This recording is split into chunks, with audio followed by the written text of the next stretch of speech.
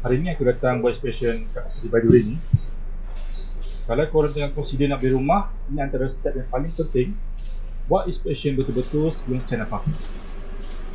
Kadang nampak cantik dari luar, tapi bila kita check betul-betul, baru tahu cerita sebenar. Seri Baiduri ni antara kawasan yang ada pemerintahan stabil, tapi macam biasalah, setiap unit berbeza. Sebab tu aku inspect satu-satu, dari dinding, ceiling, lantai sampai ke bilik air.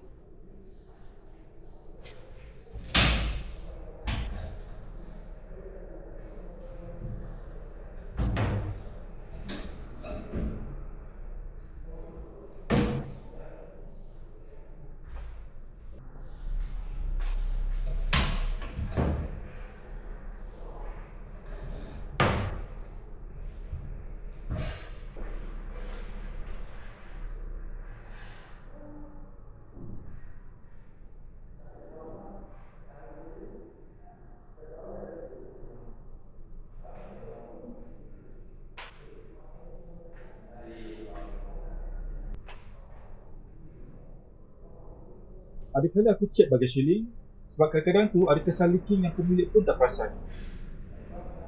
Nampak macam minor, tapi kalau tak repair boleh jadi masalah besar. Kat dapur pula, aku akan tengok bahagian kabinet, pipe dan tiles. Ada juga unit yang baru renovate, tapi kita kena tanya, adakah kerja tu ikut spek atau asal siap je? Selalu aku akan menggambar video untuk simpan sebagai rujukan. Kalau pembeli nak tahu, aku boleh tunjuk terus kondisi sebenar.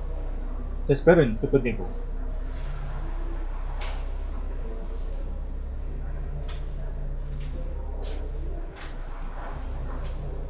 Lain pergi ke rumah, aku juga akan cek pintu, kunci, sliding door, semua tu.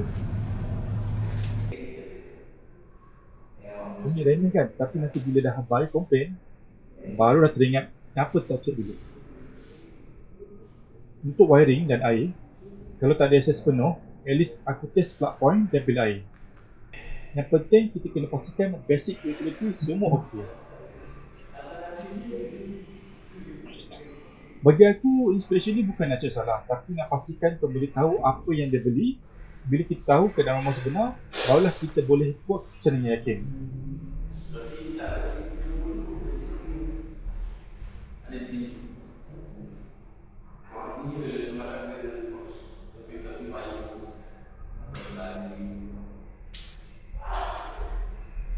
Kalau korang ada nak jual rumah, tapi tak pasti nak start kat mana, boleh contact aku boleh bantu jual ke rumah dan buat inspection.